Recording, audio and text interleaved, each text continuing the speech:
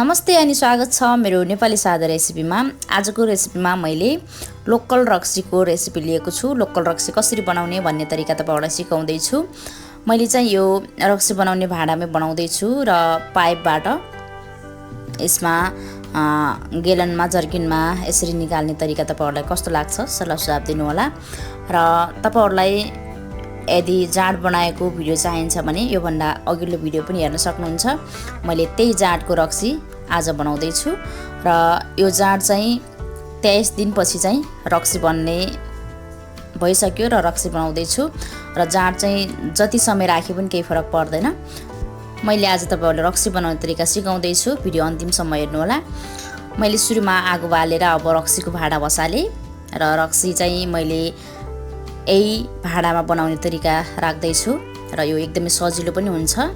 र यो यसमा मैले 5 किलो जाँडलाई यानी कि यो दरम भरेको एक दरम जाँडलाई चाहिँ मैले एकैचोटी यो भाँडामा राखेर बनाउँदै छु र यसमा अझै धेरै जान्छ, तर जति जाँड छ त्यति नै बनाएर मैले तपाईहरुलाई सिकाउँदै छु।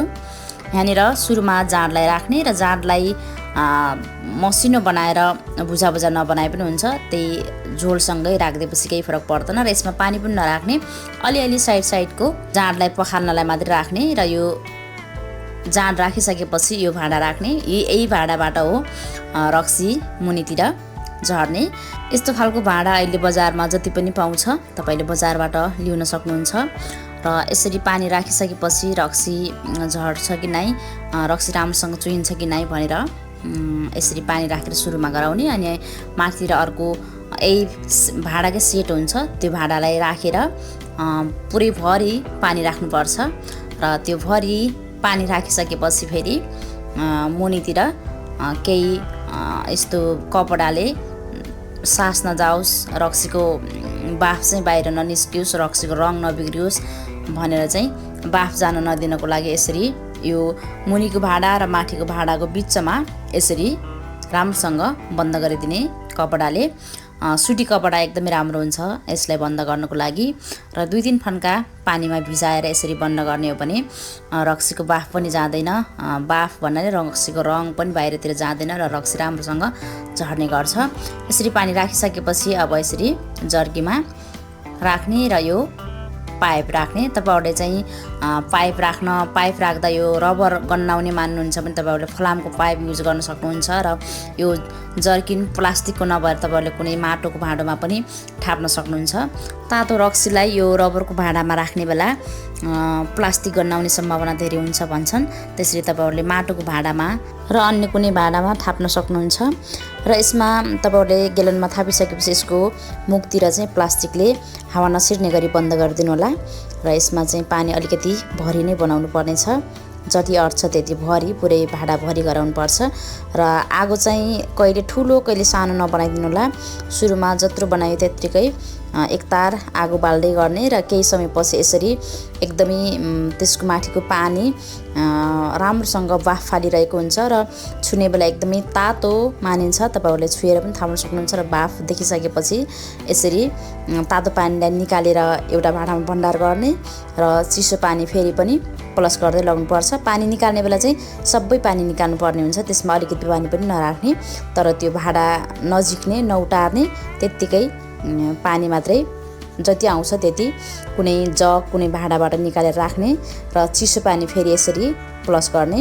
र यसै गरी यही निरन्तर यही काम गरिरहेर तपाईहरुले रक्सी जति झर्छ त्यति तपाईहरुले पानी फेर्दै गराउँदै गर्ने हुन्छ। र पानी पनि कहिले एकदमै तातो कहिले एकदमै मुनमुन नउटार्नु होला। एकटारको पानी हात छुडा ठिक्कको मुनमुन हुने पानी निकाल्दै फाल्दै गर्नु होला। र रक्सी यो भाँडामा चाहिँ रक्सीको जुन रक्सी बाफबाट पानी चाहिँ आइरहने गर्छ।